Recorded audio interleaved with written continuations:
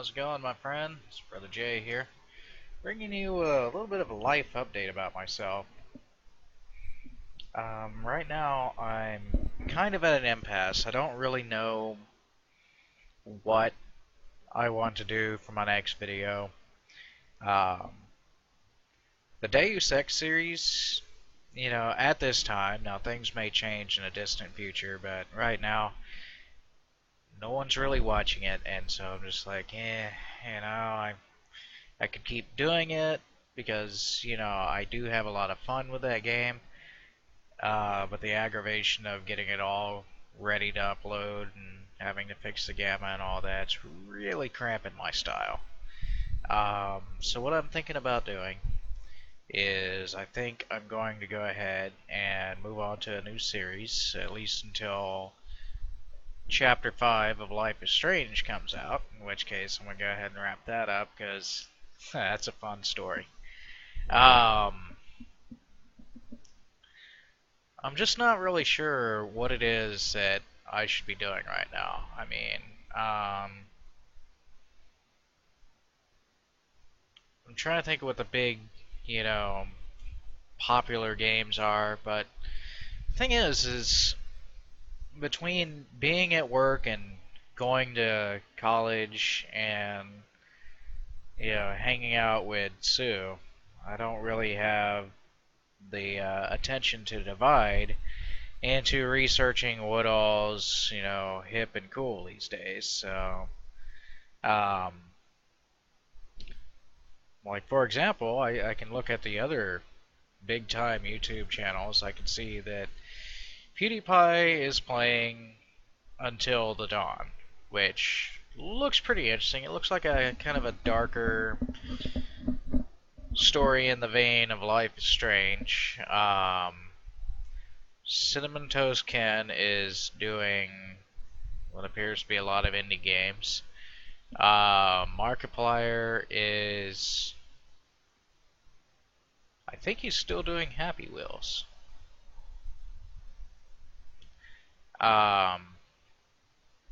Jacksepticeye is doing indie stuff. So it seems like indie stuff seems to be the big thing right now. My problem is I look at the indie games and I'm just like, okay, I could go and I could buy this game for, $9.99, $19.99, spend some money on it, sit there and play it and make videos of it. And if I'm not having any fun doing that, then I've pretty much just thrown money away. And if I upload it and nobody watches, meaning nobody else has any fun with it, then again, I've not only thrown money away, I've also thrown away time.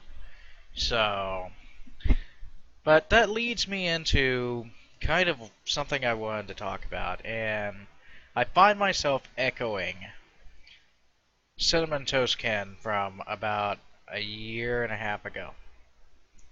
And this was the exact same thing he said. He said, and the one and only time I've ever actually got a response from him or Mary, it was in response to me saying, well, uploading these videos is an investment. Yes, you're going to have an immediate payoff, if you have enough subscribers, but otherwise, it's going to sit there, and then eventually as more people come and they join your channel, they subscribe to you, they're going to watch your older stuff, and it's going to bring in views. And, I was scolded for that in the manner of, well, if it doesn't pay off right away, then it's just a waste of time. And, I thought that was kind of, at the time, I thought that was kind of haughty, a bit sneering down the nose, if you will. And, yeah, so when I started making my own videos, I was like, that was the philosophy I was going under. It's like, hey, alright, I'm going to make my videos, I'm going to upload them, and then eventually I'll get big, eventually people will come by, and I'll have a bunch of subscribers, they'll go through, they'll watch my old stuff, and I'll get views and all of that. But the more I do this, the more I realize that that Ken and Mary were absolutely right. I mean, actually, yes, they have a point. And so therefore I'm glad I don't do this as my primary source of income, because that would just be stupid. Um, the really big names, they can get away with this sort of thing. They can make a career out of this. And would I like to make such a career? Sure. Sure, that'd be fantastic. You know. But it's not something that I'm going to bank on. Because I don't know. I mean, it's either that I don't have the personality for it. I don't have the dedication. There's probably a bunch of reasons, but the bottom line comes down is that I don't really have any skill at marketing. So, whereas one-on-one I can convince somebody to come check out my channel and see a few videos, on a large scale, being able to blanket the, I guess, globe, whatever, blanket the market, as they say in the business, with, suggestive selling. It's just something I don't have the capacity for. And I'm actually kind of happy about that. I'm not a salesman. I don't want to be a salesman. I'm at first a gamer, and so I'm going to keep making my videos when I can. I'm going to keep just doing what it is that I do. And if people come by and they watch, then that's fantastic. In the meantime, there's some social issues that have been kind of weighing heavily on my mind. And I need to start engaging in that. Now, that's probably going to make me switch to a completely different demographic of, people who don't they don't approve of me because of the things I say. And I'm just going to get it out now. I don't do this looking for approval. I don't live my life looking for approval.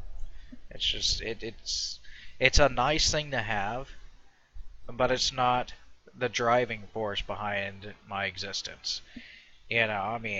Obviously, I do something very taboo, and it doesn't bother me. Yeah, I think about it every now and again. I'm like, okay, somebody's gonna see that, and they're gonna be like, oh god, it's a smoker. Delete. But what is it? What's so bad about it? I'm in my room. There's no one else around. Nobody can get harmed by my secondhand smoke. And it's the decision that I made when I was 21 that I was going to be a smoker. That's what living in the land of freedom's all about. The first world is based on the rights of the individual and the freedom to make their own decisions. And it's under the stipulation that the decisions you make do not have any immediate direct impact that is harmful to any other individual or their property. Okay, so therefore my decision to smoke is my decision. And I'm aware of what the consequences are and what the doctors and researchers and whatnot say they are. And I have chosen to take that risk because it's my decision to do so. I don't need anybody else telling me how to live. I don't want anybody else telling me how to live. If I want advice, I'll ask for it. Generally, that doesn't stop people. And I realize that. And I accept that for what it is. But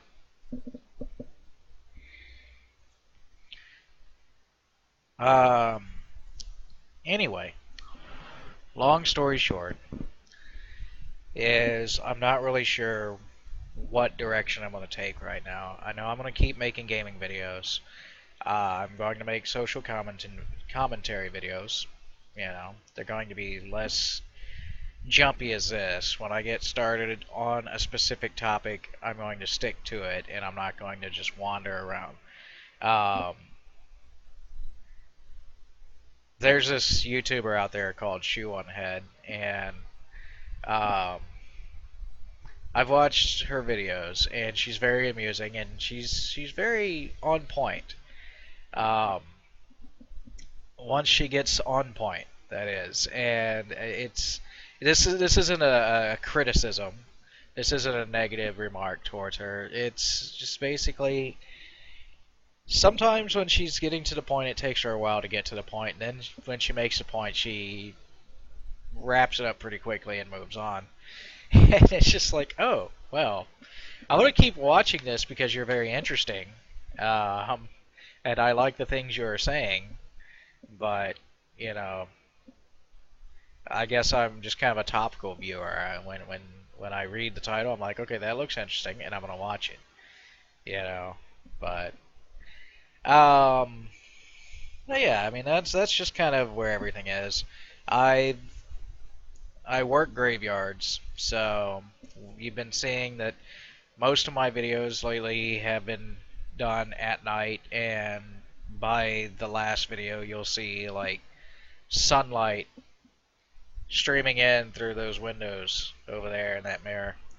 And that's because on my nights off, I will generally sit and make videos if I'm not doing other things. Lately, I've been playing Divinity 2, Ego Draconis, a game from 2009 on the Xbox 360. It is available on Steam for the PC. It's a really fun RPG. It's by Larian Studios. It's part of the Divinity series. If you've ever seen or played Dragon Commander, it's part of that universe. Where it fits in a timeline, I'm not too sure. But the selling point of the game is, of course, that about midway through the game, you gain the ability to turn into a dragon, which is cool. And I've had a lot of fun with it. It does not make you super powerful, awesome. Um, but it adds a rare element to the game, especially to an RPG. And so it's a classic at this point. You know, 6 years old.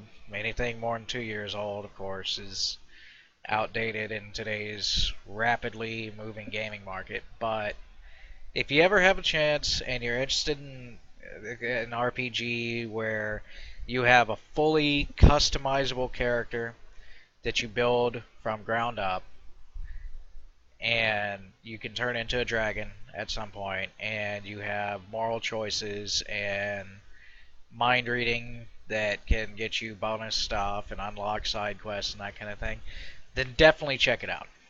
Definitely check it out, because it is brilliant. And I'm kind of hoping Larian Studios will come out with another gem, because I played 2 of their 4 games now that I know about, and I'm very impressed. They really know what they're doing. The best way I can sum up Divinity 2, Ego Draconis, is kind of like if a British studio had gone and said, okay, I want to take the best elements from Skyrim and the best elements from Dragon Age, and I want to put them together in a single-player RPG where you don't have to deal with followers, but you still get your own base of operations, and you get a sort of permanent companion that you can summon and dismiss at will. And we're going to call it Divinity. And so therefore, awesome stuff. Alright, so pretty much that's all I've got for you right now. I work graveyards, like I said, so if I tell you something's going to be available on, Tuesday, then probably it'll be available on Tuesday. It might be available on Wednesday. It might be available Monday night. So it just depends. My my chronological sense is a little messed up right now, but I've been doing this for 2 months, and it's been great. I really enjoy my job. I get tons of exercise. My diabetes has gone into what I believe to be total remission. So, awesome. Uh, it's not every day you hear about somebody curing diabetes, but that's what I like to call it. Whether I've actually done it or not is irrelevant to me. The fact is, my numbers are down in the normal, non-diabetic range at this point, and my health is in fantastic shape. Um, I know I don't look like physically powerful or imposing or anything, but yes, I am. I am in shape and I'm healthy and I feel great. And so, probably what I'm going to do is, now that it's been nearly 2 years since I was diagnosed, and I believe I was already 2 years into it before I was diagnosed, I think I'll make a little short video series on how I engineered my own recovery. And I've been completely off medication for about a year and a half. I only took to stop. I took both of the things they gave me for the first month, and then once I started realizing that the one of the pills they was giving me was kicking in way too hard, it was making me go hypoglycemic. You know, where your blood sugar drops into near fatal levels. I stopped taking that one. And then I kept taking the other one for a while, but I'll go into details about that later. This is just kind of like a teaser. So, for now, I'm going to wrap it up here. I appreciate you being here. I've been trying out a little something special, you know, because vlogs are kind of fun, but they're more fun when you have something to watch while you're listening to them. And so I hope you've enjoyed that nice little touch. I'll try to be like this more often. And until the next time, I hope that you'll have a great day, and I hope you'll see me in the next video. Stay frosty, my friend. We'll catch you later. Thank you!